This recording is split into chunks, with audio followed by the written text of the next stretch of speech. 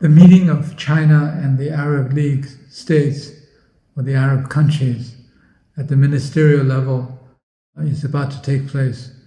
This is very, very significant because this is right on the heels of the meeting in Xiamen between China and the Gulf Cooperation Council 6 countries, in which hundreds attended. In fact, the meeting in Beijing will see the president of a number of Arab countries like Tunis, UAE, Bahrain, and Egypt, and so on. This is for the Beijing meeting about to take place.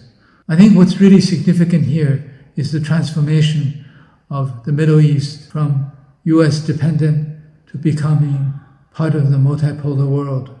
The Middle East is becoming more independent in its assessment of what's in their interest, more independent in terms of their diplomatic relations, not lining up on one side or another, but to seek mutually beneficial relations. And what mutually beneficial relations, what more can be exemplified by the One Belt, One Road initiative of China and how all these countries are active participants in the One Belt, One Road initiative, in which over the course of the last 10 years, the trade between China and these countries have more than doubled.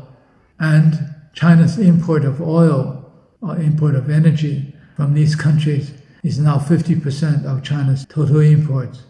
So economically, financially, the two sides have been increasingly closer tied, more effective in creating synergies and mutually beneficial trade relations, and now also investment relations. I think going even further, 171 schools in the UAE now have courses in Chinese, and over 70,000 young children are learning Chinese. And the same thing is happening in Saudi Arabia, where students are required to take 2 Chinese courses per week. And this will improve relations further by creating mutual understanding in terms of cultures, in terms of mutual exchange, which will further enhance the economic and financial linkage between the two sides. I think this is all really very, very significant. And this will bring further changes to the Middle East, especially after what China did in terms of mediating the conflict between Saudi Arabia and Iran. And China played a major role. The whole negotiations were conducted in Beijing, and it was done brilliantly, I must say. I think this will continue to happen with China's support to alleviate any conflict among Middle Eastern countries.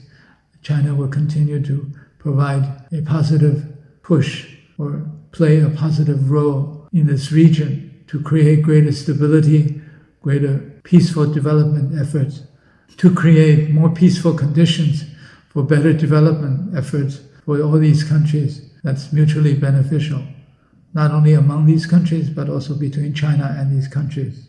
I think, again, coming to this peaceful development, I think the Israel and Palestinian conflict, China will play a positive role and also encourage the two sides to settle peacefully, that is, on a basis that is acceptable and fair to all.